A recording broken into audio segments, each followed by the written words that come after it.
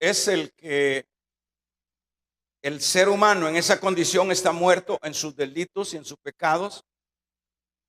Sencillamente está en esa condición el ser humano. No puede en ningún caso poder entender los asuntos de Dios. Imposible. ¿Por qué no puede entender los asuntos de Dios? Porque está muerto, y un muerto en el puro campo natural, bueno, es un muerto. El que está muerto en un ataúd o no en un ataúd, no puede decir cámbienme de lugar, no puede decir trasládenme a un lugar un poco más adecuado. Sencillamente es una persona o es un cuerpo que ya está inerte y que no puede tomar en ese caso decisiones o pedir nada. Y esa es precisamente la condición de pecado que nos heredó el primer Adán. Eso lo dice el capítulo número 5, verso 12 de Romanos. En Adán está diciendo, bueno, todos murieron. En Adán no hay prácticamente quien, hermanos, pueda revertir esa condición en la que nos dejó nuestro, diríamos, padre Adán en la carne. Eso lo vemos en el versículo número 12. Por tanto, como el pecado entró en el mundo por un hombre y por el pecado la muerte, así la muerte pasó a todos los hombres por cuanto todos pecaron. Verso 12 del 5 de Romanos. Eso ya lo hemos dicho que se denomina el pecado federal, el pecado que se transmitió de Adán a todos los seres humanos y que todas las personas que descienden de Adán, todos sin excepción, vienen con esa marca, la marca del pecado. Y como dice, entró el pecado y por el pecado la muerte. Entonces, en ese caso, el pecado es el causante de que el ser humano haya muerto espiritualmente delante del Señor. Ahí la Biblia no está haciendo excepciones como el niño pequeño no trae pecado.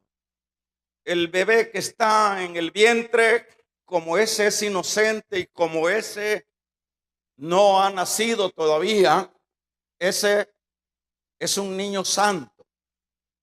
Nadie es santo, porque todos traemos como el germen, como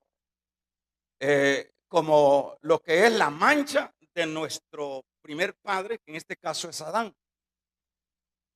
Dijo el salmista, en pecado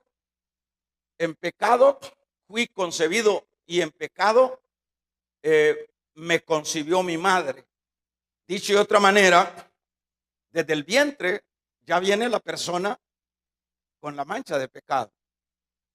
Esa es la razón, decíamos la vez pasada, por qué Cristo fue engendrado, diríamos, no por humano, por su padre adoptivo, que en este caso es un padre adoptivo, José, sino que fue intervenido por el Espíritu Santo. Porque si Cristo hubiese sido engendrado por el contacto sexual de José con María, Cristo hubiese nacido en pecado también, porque el pecado de Adán afecta a todo el ser humano nacido de mujer. Y es ahí donde se hace la diferencia. Entonces Cristo vino el Espíritu Santo y no fue por vía humana su gestación, con la excepción de que sí, su madre biológica, María, le dio lo que es el proceso de todo ese componer de ese ser divino en su vientre. Pero el esperma de Noé o de José no fue el que engendró a Cristo, fue el Espíritu Santo. En ese sentido, es el único que no tiene pecado o que no trae la mancha del pecado. En este caso, por supuesto, esto, hermanos, llevó a que todos estén bajo, diríamos, la condenación de muerte. Dicho de otra manera, todos están como becados, los seres humanos, por ese trasfondo, pecados para la condenación eterna. Ahora, vamos a ver que no hay entonces una salida, pero sí, al haber sido destituidos de la gloria de Dios, Dios, hermanos, manda al segundo Adán. El segundo Adán, como dice también este mismo libro de Romanos, el pecado entra por el primer Adán y por el primer Adán murieron todos los hombres. Pero viene el segundo Adán. Por el segundo Adán, bueno, todos son vivificados. Dicho de otra manera, en el segundo Adán es donde hay redención. Por ejemplo, en el caso de Cristo, estaríamos hablando del segundo Adán. Porque con el primer Adán dice Romanos 3:23, por cuanto todos pecaron, están destituidos de la gloria de Dios. Todos están destituidos por estar muertos en el pecado y por ende separados o destituidos de la gloria de Dios. Ahora, ¿qué es lo que en ese plan divino Dios genera? En este caso, viene Cristo, que es el segundo Adán, murió. Y bueno, yo no sé a quién le decía ahora que nadie es salvo porque Cristo nació. Nadie es salvo porque Cristo hizo buenas obras. Nadie puede ser salvo por el mensaje que dio Cristo. Entiéndase de la manera que debe de entenderse, sino que no podía haber un revertir de este destino del hombre, sino a través de la muerte de Cristo. Cristo nace, Cristo hace obras, Cristo predica la palabra, pero si Cristo se queda haciendo obras, predicando la palabra, y hasta ahí hubiese llegado, no hubiese redención para el pecado, para el pecador. Necesitaba, al igual que las figuras del antiguo tiempo y de las ceremonias que se hacían en el templo, que había que, bueno, desde allá, desde Egipto, la figura del cordero que había que sacrificar o matar, y que esa sangre del cordero fuera la que se pusiera en las puertas de las casas para que el ángel de la muerte pasara. Desde ese entonces viene prefigurando el sacrificio de Cristo o la muerte de Cristo.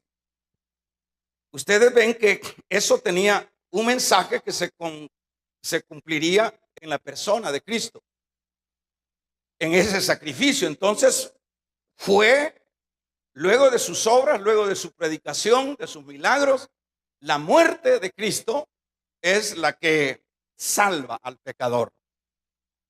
Porque dice el escritor a los hebreos, porque sin sangre no hay remisión de pecado. Entonces no hubiese habido remisión o no hubiese habido rescate de la condición del hombre. Entonces él muere y resucita, lo que dice acá el versículo número 10 del libro que leíamos de Juan, cuando habla de que enviaría al Espíritu Santo, y el Espíritu Santo sería el que convencería al mundo de pecado, de justicia y de juicio. Y dice el verso 10, de justicia, por cuanto voy al Padre y no me veréis más. Vamos a ver, aquí vamos a entrar entonces ya en materia. Cuando dice y no me veráis más, aquí está diciendo, bueno, la obra redentora ya se concretizó. La obra redentora ya se llevó a cabo. Estaría diciendo acá esta escritura, ya se llevó a cabo. Pero cuando usted y yo leemos que dice que, porque yo me voy de justicia, por cuanto voy al Padre y no me veréis más. Entonces viene la intervención de la muerte de Cristo, o la muerte de Cristo trae como resultado el redimir al hombre de pecado. Pero como aquí dice que Él se va y no lo van a volver a ver más, ahora entonces, ¿cómo se puede dar seguimiento a lo que es la redención?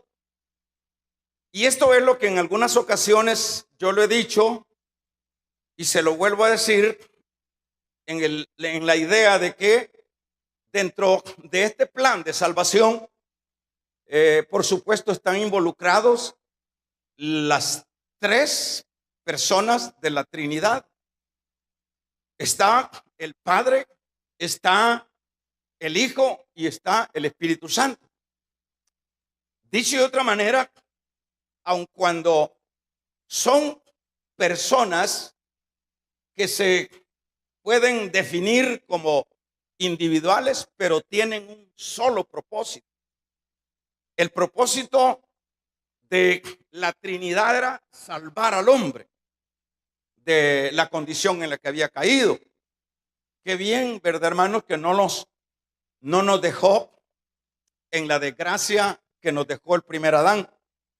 Qué bueno sería esto para que nosotros como redimidos podamos agradecer mientras vivimos a Dios. Yo leía hace poco que cómo es que se le puede agradecer a Dios: sirviendo, honrándole, viviendo para Él. Esa es una manera como se le puede agradecer por todo lo que ha hecho. No nos dejó a la deriva. Ahí vemos el involucrar de Dios, de las tres personas, que es un solo Dios, en el plan de salvación de los seres perdidos. Por ejemplo, vemos allá que aparece el Hijo.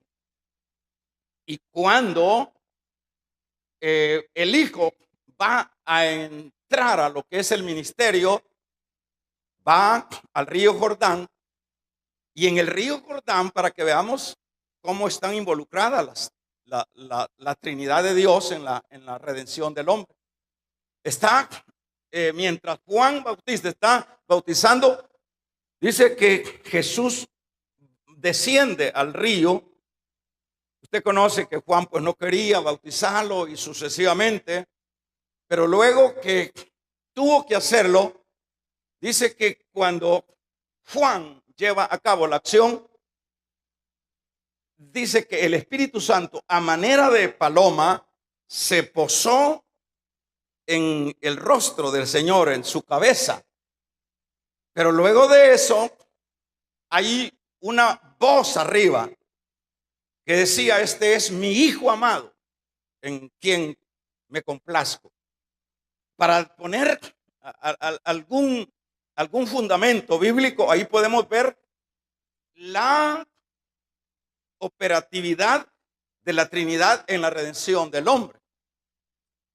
Usted se recuerda que luego habla tanto Mateo en su capítulo 4 y también Lucas también en ese mismo capítulo, cuando dice que por el Espíritu fue llevado el Señor al desierto. Ahí ya vemos, en este caso en particular, con el Espíritu lo podemos ver nosotros en el Antiguo Testamento en apariciones esporádicas con los siervos de Dios. Acá lo vemos, dado que está dentro de la Trinidad de rescate para el hombre. Aquí lo vemos manifestado en Cristo en esta ocasión. Y vemos cómo el Espíritu lleva al Señor al desierto.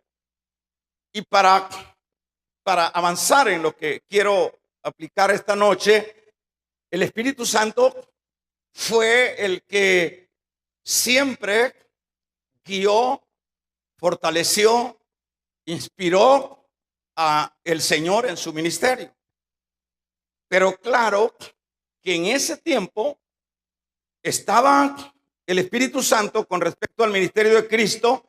El Espíritu Santo estaba asignado justamente para el ministerio de Cristo, pero no para el ministerio de los hombres. Ahora, cuando Cristo dice, bueno, dice, cuando Él venga, allá nosotros vemos acá también en Juan, cuando Él dice, y os enviaré al Espíritu Santo para que Él sea el que los guíe, para que Él les fortalezca, para que Él les revele. Los apóstoles o los hombres o mujeres de Dios no podían imposible desempeñar la gran tarea de ir y predicar el evangelio a todo el mundo. Era imposible que esta obra se pudiera hacer de una manera muy personal, desligado de lo que es la intervención poderosa del Espíritu Santo en cada uno de los apóstoles. Bueno, eso fue lo que sucedió. Vino el Espíritu Santo, se derramó allá en el capítulo 2 de Hechos de los Apóstoles, se derramó poderosamente, y es acá cuando se está cumpliendo la promesa que dice el Señor: cuando Él venga, convencerá al mundo de pecado, de justicia, de juicio y de pecado por cuanto no creen en mí, de justicia por cuanto voy al Padre y no me veréis más. Aquí ahora retoma el Espíritu Santo el ministerio que estamos tratando de enfocarlo, el ministerio del Espíritu Santo, porque ya en este caso ya no está Cristo en cuanto a lo que es el guiar a la iglesia, y entiéndase de una manera, ya no está Dios, aunque Dios siempre está todo el tiempo, como dijo allá en Mateo capítulo 28, verso 20, yo estaré con vosotros todos los días hasta el fin del mundo. Pero entiéndase dentro de la idea muy abstracta, ya el Espíritu Santo, en este caso, el Señor más bien, dice, voy al Padre, ya no me veréis más. Entonces, ¿cómo se va a desarrollar ahora lo que es el complemento del ministerio del Señor? Ahí vemos la participación del Padre. Decidió mandar al Hijo al sacrificio por los pecadores, y luego que el Hijo cumple su ministerio, es levantado y va al Padre. Pero luego el mismo Señor dice, no los dejaré huérfanos, sino que enviaré al Consolador. Él los guiará a toda justicia y a toda verdad. Él les hará entender. Él les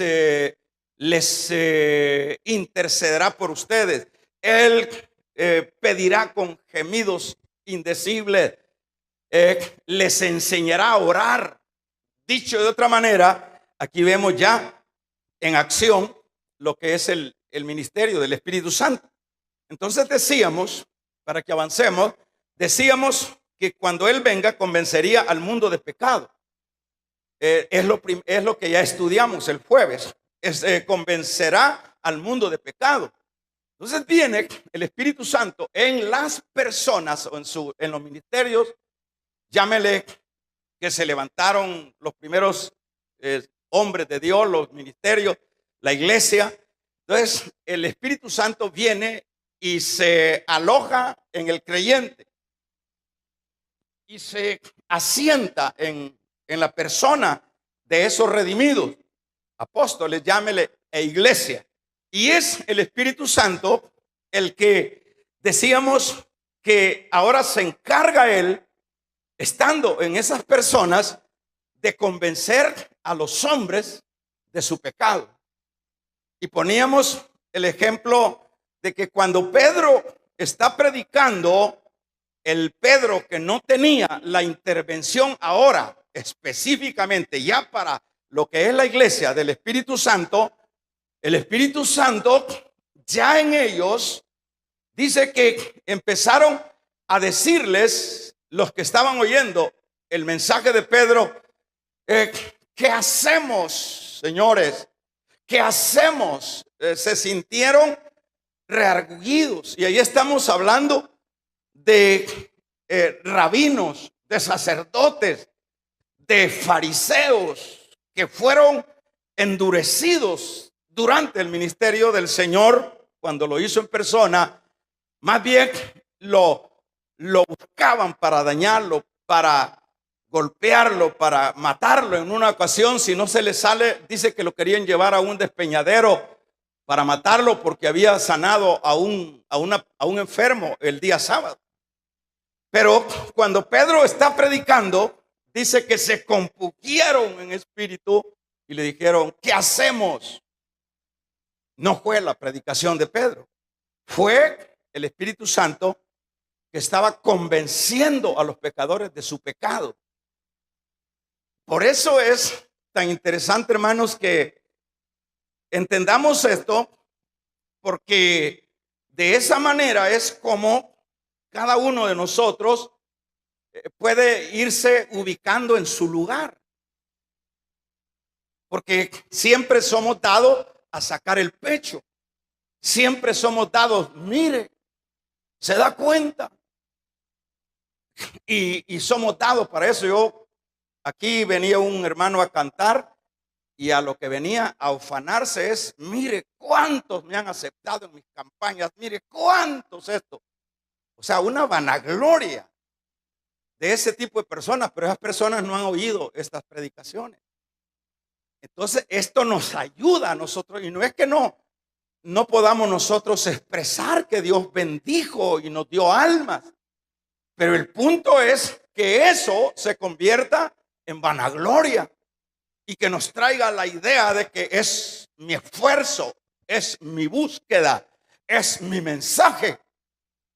Es el Espíritu Santo el que dijo vendría y iba a redarguir al mundo de pecado. Entonces, cuando vamos nosotros entendiendo que en cierto nosotros estamos allí dentro de este plan como instrumentos de Dios, pero quien redarguye del pecado al pecador, a Lidia decíamos, que dice que Lidia iba constantemente a oír a Pablo. ¿Cómo sería escuchar a Pablo? ¿Cómo sería escuchar a Pablo? ¿Cuál sería el mensaje de Pablo? El mensaje de Pablo pudiera haber sido un mensaje probablemente poderoso, con mucha Biblia, con mucho conocimiento bíblico, pero no es tanto el conocimiento, porque fue hasta que, dice, el Espíritu hizo que Lidia pusiera atención a la palabra. Fue el Espíritu Santo el que la redarguyó. Fue el Espíritu Santo el que le dijo, el que tocó ¿Cuál fue la predicación que dio Pablo cuando se cayeron las puertas de la cárcel de Filipo? ¿Cuál fue la? Ninguna. Y no predicó Pablo. Lo único que el hombre angustiado dijo, agarró un asunto de luz y dijo a buscar, y cuando vio que no había nada, dijo a matarse. Y es en ese preciso momento que este hombre dijo, oyó una voz dentro del oscuro: no te haga daño. ¿Quiénes era? Era Pablo. Esta fue la predicación. ¿Y qué hago? Cree en el Señor Jesucristo y serás salvo tú y tu casa. Y luego el hombre creyó en el Señor Jesucristo. Y no es de esos cristianos, hermanos, que hay que andarlos sabaneando para que se bauticen.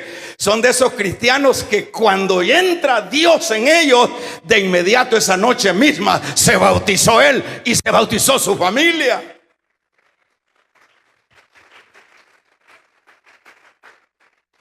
Usted conoce cristianos que uno los sabanea tanto para ver si los mete al agua y como que ahogarlos, van a ir ahí. Dije, no tengo tiempo, no me da permiso el jefe, que no sé qué, que no te has convertido. Sencillamente, el caso del etíope eunuco fue tocado no por Felipe, ya lo traía taloneándolo, digámoslo de esta manera, el Espíritu Santo. Y solo que es que Dios solo usa el instrumento. Pero es que nosotros, cállese mejor, callémonos mejor. Sea la gloria, como Pablo siempre, todo el tiempo, usted ve en sus cartas, la gloria para el Señor. La gloria para el Señor. Pero nosotros nos atribuimos las glorias. Mire cómo canto, mire cómo ayuno, mire cómo oro, mire cómo esto. Sea la gloria para Dios, porque es Dios siempre el que pone el querer y el hacer. El etíope eunuco de una vez, el Espíritu Santo le dijo a Felipe: mire cómo trabaja el Espíritu Santo. Redarguyendo. Este religiosazo venía de Etiopía y había venido a santificarse al templo, puramente religión, pero el Espíritu Santo ya lo tenía dentro de su libreta, de su agenda para salvarlo, y le dijo, fíjese cómo es el ministerio del Espíritu Santo, y le dijo a Felipe tenía la gran iglesia en Samaria, tamaña iglesia que saber de cuántos miles era esa iglesia allá. Pero viene el Espíritu Santo y le dijo: anda a tal lugar, porque viene de Jerusalén bajando un hombre por el desierto, y anda y júntate al carro de él. Y eso fue lo que hizo Felipe. Eso es lo que tenemos que hacer nosotros: abrir la boca e ir allá y abrir la boca y decir: Cristo es el que salva. Eso es todo. Eso es todo. Aquí no se trata de teología, aquí no se trata de doctorados en divinidades, aquí no se trata de exegética, de hermenéutica, aquí no se trata de nada de esas babosadas. Vamos a regalarle ofrenda de palma al Dios de la gloria. Es el Espíritu Santo. Y con esto no estoy diciendo, hermanos, que usted no debe de estudiar. Claro que sí, pero estudie para ser humilde y no para ser petulante, porque ya luego se aprende un par de versículos y anda pantallando y algo medio entiende que es la hermenéutica y ahí anda pantallando la gente con la hermenéutica. Humildad, digamos humildad. Ni eso queremos decir. Digamos pues, aunque sea la fuercita, humildad. Digámoslo de nuevo, humildad. Que sea así como que no hemos soltado el ayuno. Humildad, humildad. Y eso es lo que sucedió. Vino el Espíritu Santo y vino Felipe y se le acercó a aquel hombre millonario y le dijo: ¿qué lees? ¿Que entiende lo que lees? El hombre ya iba totalmente igual como había venido. Llevaba un montón de escapularios e iba con el montón de rosarios para su pueblo, acabado. Pero el Espíritu Santo dice: acércatele al carro. Y aquel se le acercó, preguntarle qué es, si entiende lo que lee. ¿Entiende lo que lee, Señor? No, le dijo, subid. Y se subió Felipe y le empezó a explicar la escritura. Y luego dice la Biblia que le dijo aquel millonario, le dijo, por supuesto, Felipe le manifestó el plan de salvación e incluyendo el bautismo en agua, que no es que salva el bautismo, pero eso es la señal de que nosotros nos identificamos con la muerte de Cristo, sin duda, porque el hombre dijo, ¿y qué impide? Para que Felipe le trazó el mensaje de salvación, que es por la gracia, que este capítulo número 53 de Isaías está hablando del siervo sufriente, del que iba a morir por los pecadores, y que le cuento, Señor, le dijo Felipe, Él ya murió. Él ya resucitó. Él está sentado a la diestra. Vamos a regalarle ofrenda de palma al Dios Él está sentado a la diestra. Y entonces paró el carro, mandó parar el carro. Le dijo, ¿y qué impide? Para que yo me bautice. Solamente que creas. Yo creo. No fue Felipe. Fue el Espíritu Santo el que redarguye de pecado. Ahora, no solo el Espíritu Santo lleva y desempeña el redarguir de pecado a la persona. A usted no, a mí no me redarguyó. Yo lo he dicho 1000 veces que cuando yo me convertí a Cristo, yo ni cuenta me di que predicaban unos muchachos locos que estaban ahí en un parque. Yo no me recuerdo, porque hay veces que uno me puede recordar del mensaje que me tocó, que esto y esto. Yo no me acuerdo. Yo lo que me acuerdo que estaban predicando ahí y que yo sentí una fuerza y un compungimiento de pecado. Yo decía, si me muero sin Cristo, ¿quién me había puesto eso? Yo viajaba mucho a México en vehículo, y eso es peligrosísimo. Pues las calles son estrechísimas en ese tiempo, pero yo viajaba mucho y siempre, hermano, andaba con aquel temor: si choco, si me estrello. Yo tenía la idea de que, pues sí, que yo me iba al infierno. Yo no sé por qué. ¿Quién me había dicho eso? ¿Quién cree usted que me había estado trabajando? El Espíritu Santo. El Espíritu Santo. Él es el que me había estado trabajando. El día que te mueras en un choque y en las carreteras, miraba yo, cuando andaba así en carreteras, en viaje, en vehículo, miraba accidentes. Tengo marcado yo en un puente un hombre en la mañanita. Me sorprendió porque el carro estaba casi parqueado a la orilla y un hombre en el timón muerto. Y eso me quedó en la... Y si eso me pasa a mí y me voy al infierno, y eso no. ¿Y quién me había dicho de eso, que se va al infierno?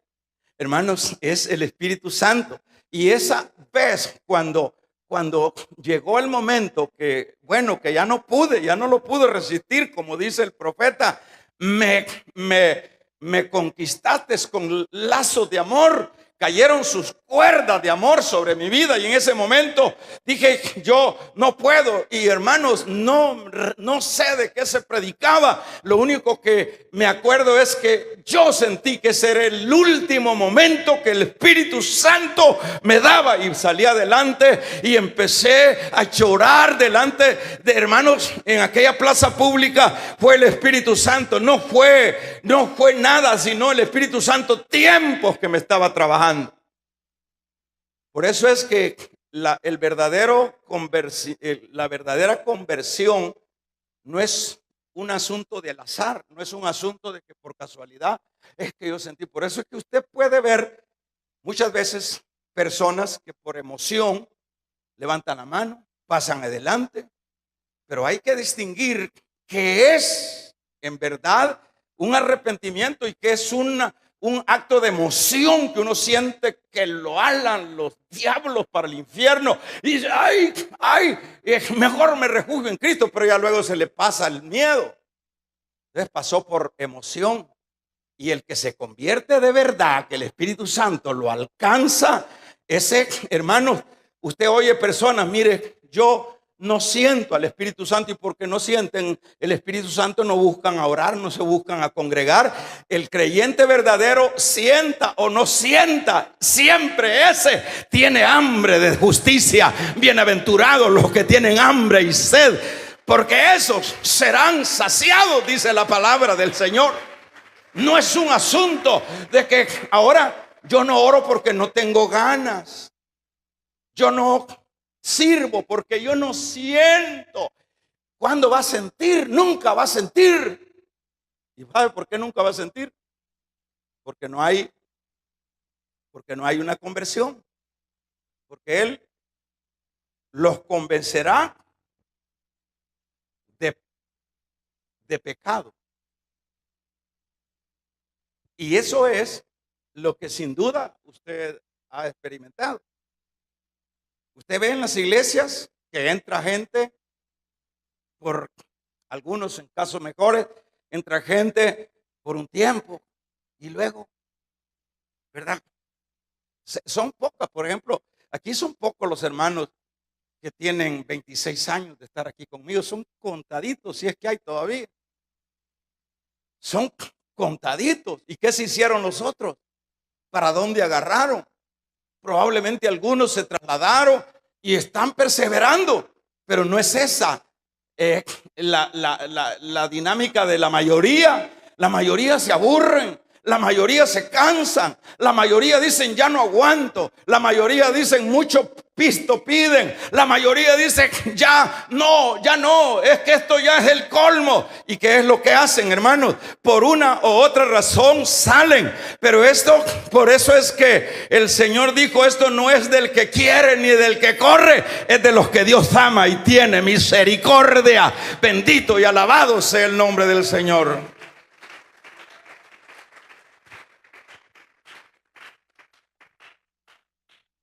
Que yo le preguntaría,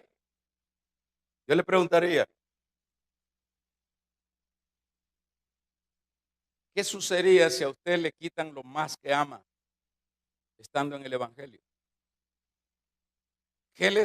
¿Cuál sería su reacción cuando nosotros no obtengamos lo que queremos de Dios? La actitud sería alejarnos. Cuando no recibimos lo que queremos.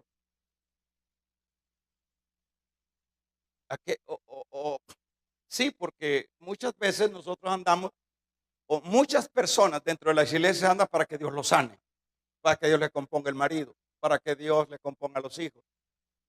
Como que esa es una de pidiches que hay en las iglesias. Ayúdame, saname, haceme, dame. Y todos, dame, ayúdame. Yo diría, hermanos, claro que no debemos de dejar de pedir, pero nuestra prioridad sería agradecer a Dios. No debe ser por interés, no debe ser porque me sane. Si me sana, bueno. ¿Qué fue lo que sucedió con Pablo? 3 veces le he orado al Señor que me quite este aguijón, pero el Espíritu me dijo, es que el Espíritu anda con la iglesia, damos un amén, pero el Señor me dijo, bástate mi gracia, porque mi poder se perfecciona en la debilidad. Y entonces dijo el apóstol Pablo, dijo, entonces entendí que cuando soy débil, entonces es que soy fuerte. Vamos a regalarle ofrenda de palmas al Dios de la gloria. Hasta entonces entendí. Y santo remedio, no volvió a orar. 3 veces oró nada más. Y usted que ahí viva, ay, y yo igual que usted, ay, ayúdame. O sea, no hay un culto que no vengamos a dar ayes, intereses. Señor, ¿cómo fue, Señor, que no te vimos cuando agarraste la barca. ¿Cómo fue, Señor? Nos ha costado hallarte, Señor. Ha sido duro volverte a encontrar. ¿Y qué fue lo que les dijo el Señor? Ustedes me buscan. ¿Por qué les dijo? Porque les di, porque les di de comer. Y luego les dijo el Señor, buscadme más bien, no por la comida que perece, sino por la comida que para vida eterna permanece. O sea que hay interesadazos. Comida, dame, Señor, buen trabajo, Señor, buena mujer, buenos hijos, comidita caliente, Señor. Interesado. Subime el sueldo, Señor. Y ahí están, y ahí están enojados, y estamos enojados, y estamos bravos. Saname, Señor. ¿Y qué pasa que no me sana? Entonces, cuando hay esa actitud dentro de la iglesia, usted puede ver filas saliendo de los locales de las iglesias, porque hay un montón de gente interesada. Hay un montón de gente que ese es su iglesia, ese es su evangelio. La, el asunto de pedir, el asunto de darme, ese es su evangelio. Y yo no estoy diciendo que no pidamos, pero lo que tendríamos que hacer es, dice el Salmo, dice, cuán hermoso es habitar los hermanos juntos en armonía. Y dice, habla este Salmo que esa comunión es como el rocío del Hermón que baja y como el aceite en la barba de Aarón. Es decir, es un deleite estar en la presencia de Dios, hermano. Debe de ser un deleite, debe de ser una cosa de darnos, en lugar de quedarse por allá bebiendo café a la hora que empieza el culto. Y usted dice, ¿por qué no viene, hermano? Porque yo voy corriendo siempre. Y estoy preparándome para darle la palabra y estoy en el culto. Yo estoy viendo cuando no viene el de la batería, yo estoy viendo, estoy en el culto, estoy disfrutando el culto. Vamos a regalarle ofrenda de palmas al Dios de la gloria. Pero ¿qué significa venir a la iglesia y, hermanos, y tirar por la borda las alabanzas? Y usted solo se viene a oír la palabra. ¡Qué desperdicio! Mira cuán amable es estar los hermanos juntos en armonía. Es un deleite. No es de perderse nada. Yo les he dicho, yo he aprendido. ¿Sabe por qué? Aquí no soy yo de la idea de oficinas para los hermanos. Porque usted puede ver, por lo menos si es en el diaconado, cuesta sacarlos de ahí los hermanos. Ahí están como que son ejecutivos, ahí haciendo números, a ver qué.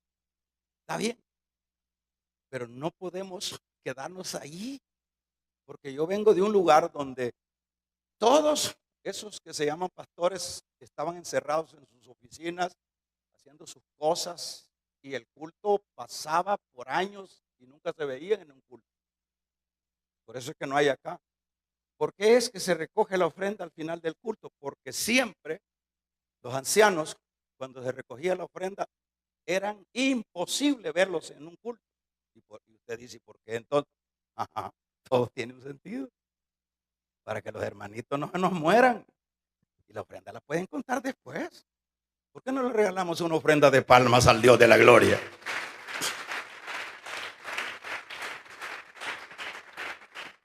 ¿Cuál es la lucha de los músicos? Usted puede ver en todas las iglesias el problema de los músicos es un problema eterno. Eterno. Es un problema eterno. Usted va a ir en cualquier iglesia y la queja son los músicos que solo cantan y luego están afuera. Usted no los ve en un culto, no les interesa. Aquí yo he enterrado a un montón de músicos porque nunca entendieron que solo en la presencia de Dios es que podemos nosotros, gracias a Dios que aquí nosotros tenemos estos músicos, ¿verdad? Que siempre los vemos aquí en el culto. Bendito Dios. Yo trabajaba con el hermano Santos, le decía, hermano Santos, tómese su cafecito y váyase al culto. Era muy obediente. De eso se trata, pero usted ve en la mayoría de las iglesias como que esto de la palabra, esto no sirve, esto no tiene importancia para mí. Terrible. Ahora, ¿qué es lo que hay en ese trasfondo? Bueno, ¿soy o no soy? Porque a quien Dios, el Espíritu Santo, ha redargüido de pecado, hermanos, esos siempre van a estar al igual que el Salmo 84. Yo me alegré con los que decían, a la casa de Jehová iremos. Damos un gloria a Dios. Dichosos los que están en tus atrios, dichosos, bienaventurados la golondrina y los pajarillos que hacen su nido en los altares de Jehová. Vamos a regalarle ofrenda de palmas al Dios de la gloria. Hermanos, el anhelo de esos salmistas era estar en la presencia de Dios.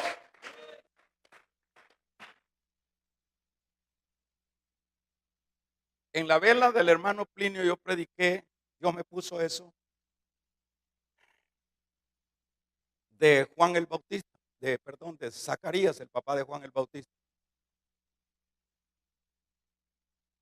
¿Por qué ese hombre, siendo un anciano, no se fue a su cantón a morirse? Porque habían miles de sacerdotes que estaban ahí por si algún año les tocaba ministrar algo dentro de las cosas que había que hacer en el templo. Pero ese anciano, cuando debía de haberse jubilado y haberse ido para su cantón, yo decía, y yo se lo aplicaba en el sentido de que pues el hermano Plinio se mantuvo en su lugar. Se mantuvo con sus aciertos, se mantuvo en su lugar. Y eso fue lo que dijo Zacarías. Ahí estaba el viejito, ahí estaba, no se movía. Ahí, y cabe aclarar que en medio de culebras, de todos los religiosos, de todos esos sacerdotes terriblemente entenebrecidos de pecado, de ambiciones, de maldades, pero ahí estaba Juan, Zacarías. Y como llegó el momento de que había que hacer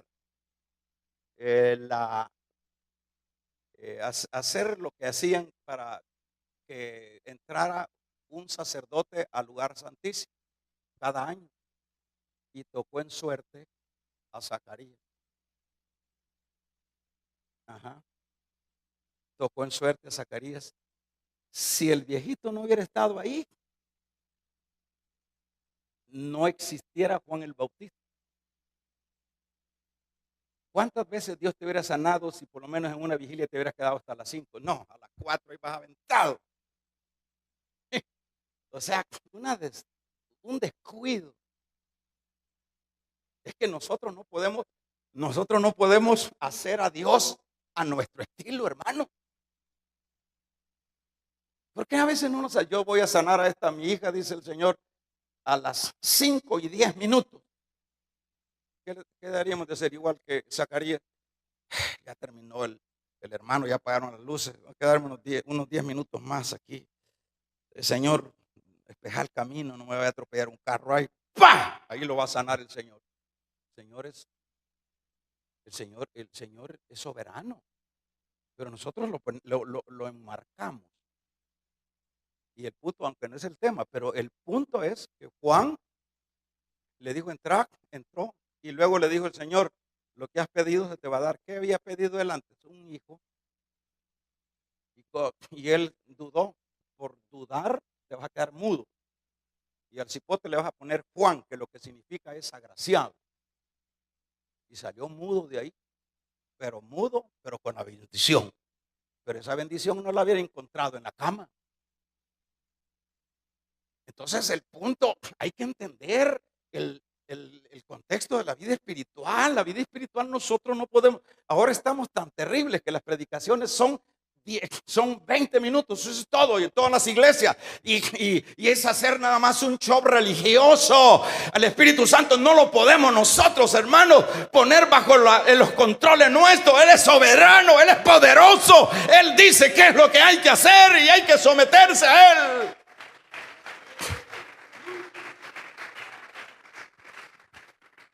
Hay que empezar a las 5 de la tarde, dicen unos, y salen a las 5:40.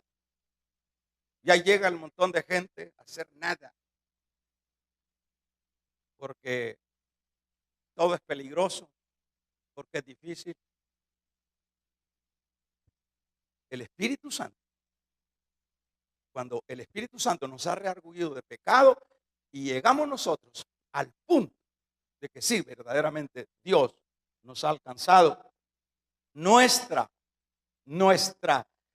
deseos, nuestro anhelo en gratitud es estar en su presencia, estar debajo de sus alas.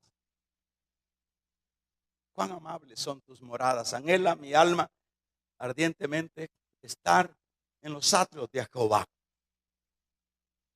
El deseo, un culto.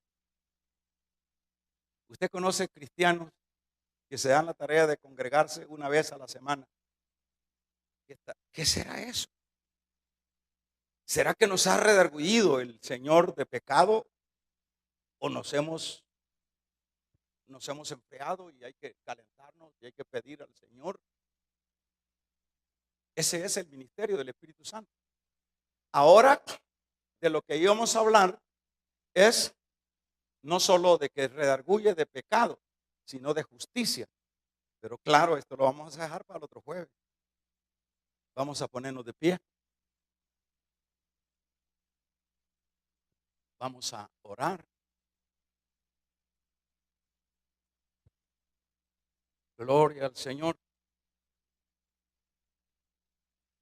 Y eso es lo que yo complementaba con respecto a la vela del hermano Plinio. Yo decía, por último, este hombre logró la bendición porque hizo las de Zacarías, no se movió de ahí. Ahí estuvo. Eso es lo que hace la diferencia. Yo me recuerdo del hermano con todas sus luchas y todas sus flaquezas, igual que todo. Pero un hombre que avanzaba, era un hombre que ahí estaba, un hombre que luchaba. Y así debe de ser, hermano. Es como la medida de que hemos sido redargüidos. Es la medida como demuestra que el Espíritu Santo nos ha redargüido. Quiero volver